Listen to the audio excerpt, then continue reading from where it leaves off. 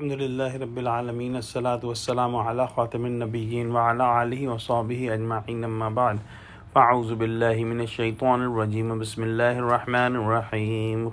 Qala Allahu ta'ala fi Surah Al-Maeda, wa qalatil yahudu wan-nasara nahnu abna'ullahi wa ahibba'uh.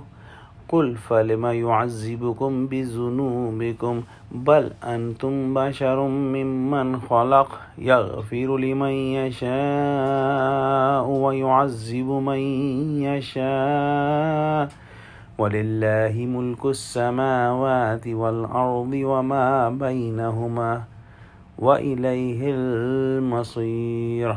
Translation: The Jews and Christians say, "We are the children of Allah," and His beloved ones say, "Why then He would punish you for your sins? No, in fact, you are mortal human beings from among those He created. He forgives whom He wills and punishes whom He wills, and to Allah belong the sovereignty of the heavens and earth and what is between them, and to Him is the final return." The Christians and Jews claim that they are the chosen one. They are very dear to Allah subhanahu wa ta'ala, and they have a special place in front of Allah subhanahu wa ta'ala. However, their claims are self-made claims because there is no proof of those. As a matter of fact, the proofs are otherwise. If we see the history of Jews, they have been punished by Allah subhanahu wa ta'ala by many different nations, as much as that they were expelled from Palestine and they lived a life of diaspora in which they were dispersed throughout the world.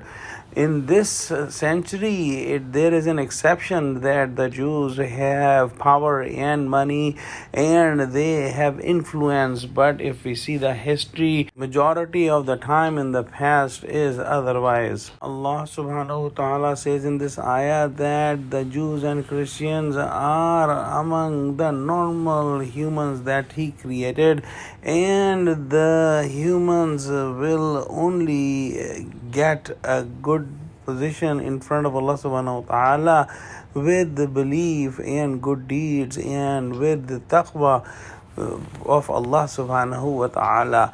And the Jews and Christians don't believe, as they have rejected Prophet Muhammad sallallahu alaihi wasallam and the final book, and they are also involved in the shirk, which is the biggest zulm and transgression. Allah subhanahu wa ta'ala has the absolute knowledge that who will get the punishment and who will get the rewards in hereafter. So Allah subhanahu wa ta'ala will decide that who He will forgive with His wisdom and His mercy, and who He will punish with His justice. And absolutely no one can influence the decision of Allah subhanahu wa ta'ala unless Allah subhanahu wa ta'ala gives permission to someone to intercede for some other human being.